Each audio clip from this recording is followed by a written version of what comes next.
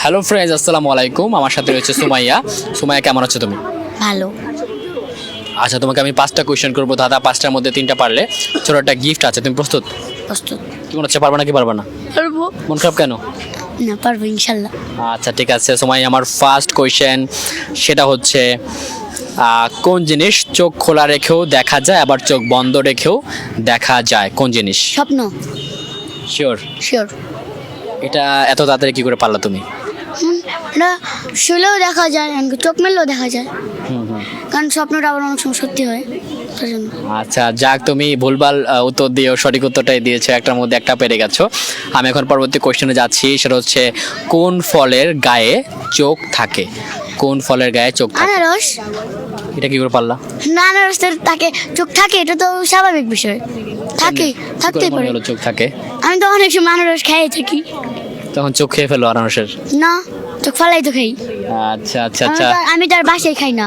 বাসায় অনেক সময় মা যখন আসে, বাবা অনেক না, মা মানে আচ্ছা। ইয়ে করে খাই। আচ্ছা রাইট, একদম সঠিক সময়। দুইটার মধ্যে দুইটা পেরে গেলো। আমি এখন 3 নম্বর কোশ্চেনে যাচ্ছি।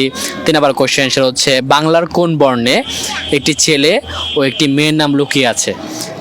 সেটি বাংলা একটা বর্ণ, একটা ছেলে। নদীতে।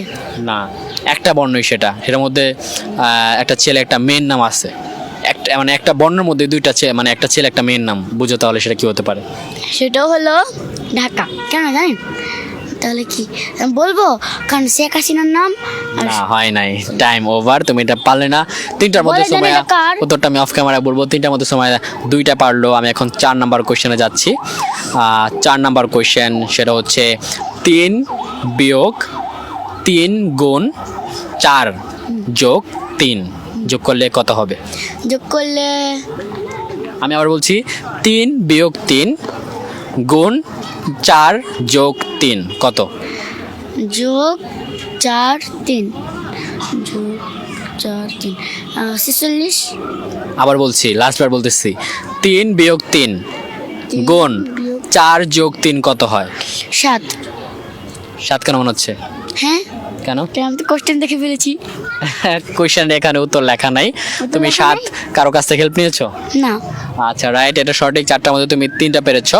আমি এখন লাস্ট কোশ্চেনে যাচ্ছি। লাস্ট কোশ্চেন, একটি গরুর 3টি পা হলে 10টা গরুর কয়টা পা হবে? 10টা গরুর 10টা গরুর অনেক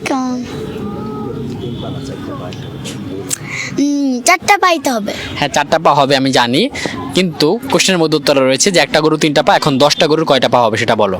10টা গরুর সাথে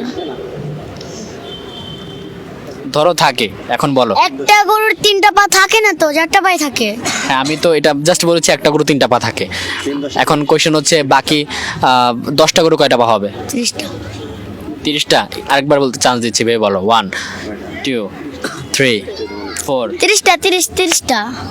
শিওর? শিওর। কিন্তু এটা সঠিক না, কারণ একটা গরু 3টা পা আর 9টা গরুর 4টা করে পা থাকে, 39টা পা থাকে। আমি তো বলেছি। তুমি এটা পারলো না, 39টা হতো। সো 5টার মধ্যে 3টা পালা। গেমটা খেলে কেমন লাগলো? ভালো। আচ্ছা ঠিক আছে দর্শক, সুমাইয়া যে আনসারগুলো পারে নাই, আপনার পেরে থাকলে অবশ্যই কমেন্ট করবেন। আল্লাহ হাফেজ, টাটা।